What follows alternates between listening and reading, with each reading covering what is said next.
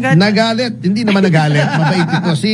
Yung dating Speaker Alvarez ay nag-respond din na po sa mga batikos sa kanya. Ayun. Kasi natatandaan nyo, after naming idinimanda si Speaker Romualdez, may reaction. Majority Dalipe, Opo. yung dating chairman ng APRO na si Saldico at yung kasalukuyan si Stella Kimbo, may mga nag-react po yung isang mambabatas, si Representative Hami Zamora. Pami, sorry. Hami kasi medyo chubby siya. Pami Zamora, okay. At si Congressman Gutierrez ng One Rider. Sabi kasi nitong si Representative Pami Opo.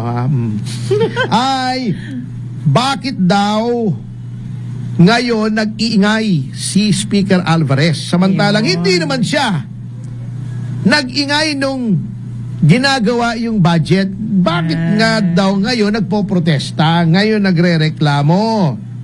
Samantalang nung ina-approve yung budget, wala naman daw siyang nire-raise na concern.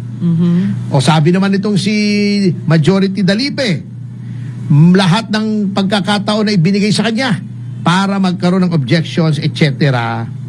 Ito ang sagot ni Speaker Alvarez na abogado. Abogado rin ito Sabi niya, walang tinatawag na legislative estoppel. Ano ba yung estoppel? Halimbawa tayo ay mayroong isang usapin. Meron kang reklamo pala, hindi ka agad sumagot. You led the other person to believe na walang problema. Opo. Later on, you cannot be heard to complain. Yun ang estoppel sa law. Pero sa legislatura po, walang ganyang doktrina o prinsipyo.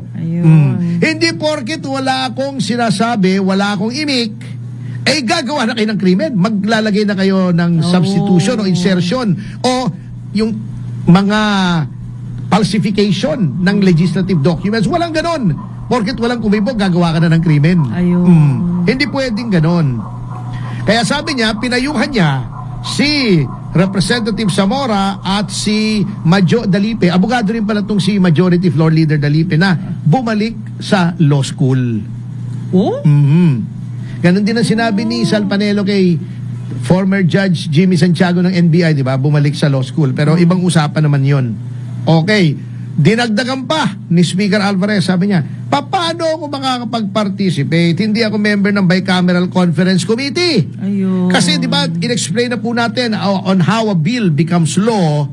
Inire-reconcile yan, di ba, gagawa ng appropriations bill, mag-originate yan sa House kasi expenditure of public funds yun. According to the Constitution, it has to emanate from the House of Representatives. Gagawa ng ibang mga budget proposals sa Senado. Ire-reconcile yan ng BICAM, ibabalik ulit saka ira-ratify. Hindi naman siya miyembro ng BICAM. And, eto pa tama yung hirit dito ni Bebot Alvarez. Yun ngang senador. Si Senator Coco Pimentel. Humihingi siya ng details noong final sa technical working group. Ayaw siyang bigyan, senador. Eto pa. Kasi naman dyan sa Kongreso, meaning the House, lahat ng kalaban nila in-exclude nila. Di ba si Congressman Marcoleta tinanggalan nila ng membership sa 6 na committee dahil lang hindi nila kaalyado? Grabe, di ba? Yung blanks, nandun yun sa BICAM, wala naman yun doon sa GAA o sa GAB, yung General Appropriations Bill. Lumabas yun doon, wala namang fill up yung blanks. Paglabas ng sa BICAM after the technical working group, so nagkaroon ng blanks na nanggaling sa House of Representatives. Kasi ang sinasabi nga nitong si Speaker, naintindihan naman natin minsan ang tingin ng Congress, korte sila. Lasing daw sa kapangyarihan. Kitang-kita namin dun sa Tricom, sa Quadcom, di ba? Nagiging abogado pa nga sila bigla Nag-google lang, abogado na. Ipakukulong ka pa. Sabi niya, dito ang nangyaring krimen, nag-insert sila ng mga numero na iniba nila yung ibig sabihin ng legislative document. Ito yung approved na ratified na ng both chambers na version noong General Appropriations Bill na bago nila gawing enrolled bill. Ang tanong, may jurisdiction ba ang Congress mag-assess ng probable cause? Ang ibig sabihin ni Speaker, bakit ako dyan sa Congress magre-reklamo? Krimen ang nirereklamo ko. Pwede ba ako magreklamo ng krimen dyan? Hindi. Piskalya ba kayo? O hindi, di ba? O korte ba kayo para mag-determine kung guilty? Hindi. Hindi rin. Bakit dyan ako mag-iingay? Dito ako nag-iingay sa proper forum. Ayun. Oh, di ba?